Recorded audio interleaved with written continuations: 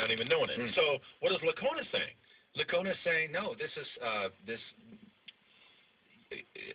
I'm trying to use this and be really simple. My hands are not around his throat, by the way, right now. Okay.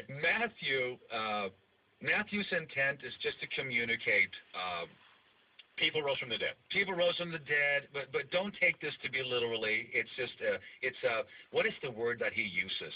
It's sort of like Matthew spiffing up the scene of the resurrection to make it more apocalyptic, similar to Matthew 24. You know, Matthew 24 is an end-time passage. Same thing, Matthew 25. And then you have history up till about now, these verses. Literally, the death, burial, and resurrection of Christ. I'm not so smart to get lost in this. I want to just keep it simple. Yeah. So if LICONA and I are standing on that day, looking at the road into Jerusalem, I'm thinking I'm going to see people walking into Jerusalem who have risen from the dead, because this is after the resurrection. LICONA's not. He thinks it's just figurative? Right. Wow. Really? Really. That's not, well, so the initial reaction is, wow, if you do that to Matthew 27, then why do you tether to what actually is written in the text in other passages? That's Geisler's point. Really? That's what he's saying? But that's one of the things he's saying. He's saying a host of things. Last open letter I saw was 10 arguments against LICONA's view. And so all the big seminaries are keep it simple, right? Let's keep it simple right now, as the normal people are going home to read this passage.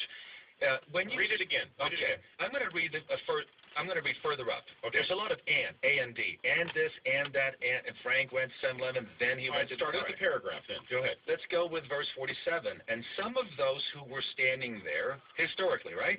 This is not a metaphor. This is not. No, they're really standing there. Yeah, they're standing there.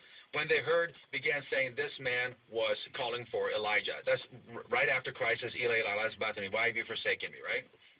Verse 48, immediately one of them ran, and taking a sponge, he filled it with sour wine and put it on a reed, and gave him drink. So Christ, of course, is on the cross now. Right. And they want to see it. We've all seen the movie. I've seen this. Okay. 49. But the rest of them, let us see whether Elijah will come to save him. Now you get a series of ands that connects history with the resurrection or the death on the cross at this moment, right? Okay. And Jesus cried out again with a loud voice, and yielded up his spirit. And behold, now how about this one? The veil of the temple was torn in two from top to bottom, and the earth shook, and the rocks were split. The tombs were open, and many bodies of the saints who had fallen asleep were raised. And coming out of the tombs after his resurrection, they entered the holy city and appeared to many. So there's a continuum going here. Right. No, the veil really tore. Right. Right. Well, the earth really shook. Are you sure? Well, that's the way I've always taken it. No, a real earth, that's why it's there. There was really an earthquake. The veil really did tear. And so with a series of ands, and again, I'd want to go to my Greek guy and say, okay, is this all, quote, one sentence? Where's the period? Kind of thing. Now, if we take LICONA's view, though, verse 54, we're back to reality. Now, the centurion who was with him, keeping guard over Jesus, et cetera, saw the earthquake, right? So now we're using a real centurion, right, who observed the earthquake. Truly, this was the Son of God. But wait, if you go LICONA's route, then I'm guessing. No, you can still have an earthquake. You can still have an earthquake without 1,000 people rising from the dead, walking into Jerusalem, go, hey, what's up? Well, that's really subjective, and I'm just choosing that. And that's so. Michael is saying, look, this is my interpretation.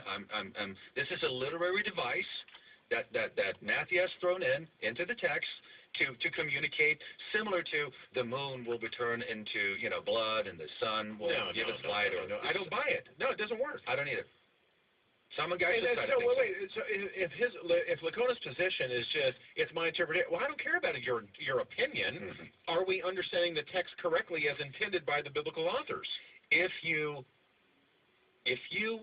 believe that Jesus Christ literally and physically rose from the dead, I do. Okay, why would you have a problem believing that these bodies left their tomb and walked into Jerusalem as well? Why would you have a problem with that? Well, let's see. I've never thought about that specific. I would want to know I guess my critical question would be, why is there not more written about these people that rose back from the dead and came back to live? Did they die again? Obviously they did. They didn't live forever. Mm-hmm. And so you had resurrected bodies that are now inhabiting Jerusalem. Mm-hmm. And then they probably went back to their families, and they were recognized. That's another argument from the other side. You could just go look at how come we don't have any reports of that.